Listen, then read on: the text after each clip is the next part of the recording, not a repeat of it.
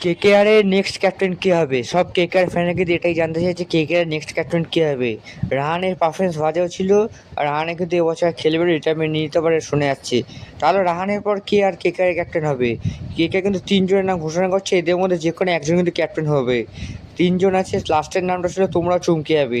সবার ফার্স্টে আছে হলো কেকেআর এর সুনীল নারিন। হ্যাঁ, সুনীল নারিন কিন্তু কেকেআর টিমে অনেকদিন ধরে আছে, আর তাই যদি ক্যাপ্টেন দিতে পারে। কিন্তু আমার মনে হয় না যে সুনীল নারিন ক্যাপ্টেন হবে, তার কারণ তার এজ কিন্তু অনেক হয়ে গেছে, সে তো 2-3 বছর আর খেলবে, এই জন্য সে কিন্তু ক্যাপ্টেন না হতে পারে।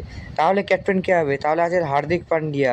হার্দিক পান্ডিয়া যদি ক্যাপ্টেন হতে পারে, সে কিন্তু মুম্বাই ইন্ডিয়ান্স ছেড়ে দিচ্ছে, সে কিন্তু কেকেআর টিম আসতে পারে। কিন্তু এটা এখানে কনফার্ম হয়ে সে কিন্তু মুম্বাই টিম ছাড়ছে, কেকেআর আসবে। যদি কেকেআর আসে, সে কিন্তু ক্যাপ্টেন হয়ে যাবে, সে চ্যাম্পিয়নও করতে পারবে, সে আগে গুজরাটকে চ্যাম্পিয়ন করেছে। কিন্তু এটাকে এখনো কনফার্ম হয়নি সে কেকেআর টিমে আসছে। তাহলে কী হবে ক্যাপ্টেন? আরও একজন আছে, সেটা হলো কেকেআর এর সুপারস্টার রিঙ্কু সিং। হ্যাঁ, রিঙ্কু সিং কিন্তু কেকেআর এর ক্যাপ্টেন হতে পারে, সে কিন্তু এবছর ভাইস ক্যাপ্টেন ছিল কেকেআর এর, সে কিন্তু ক্যাপ্টেন হতে পারে, এটা কিন্তু প্রায় কনফার্ম হয়ে গেছে, যদি হার্দিক যদি না আসে। কারণ সে এখন অনেক বছর খেলবে, সে কিন্তু একাই অনেক ম্যাচ জিতিয়েছে কেকেআরকে। তোমরা কেকেআর এর ক্যাপ্টেন হিসেবে কাকে দেখতে চাও? কমেন্টে জানাও।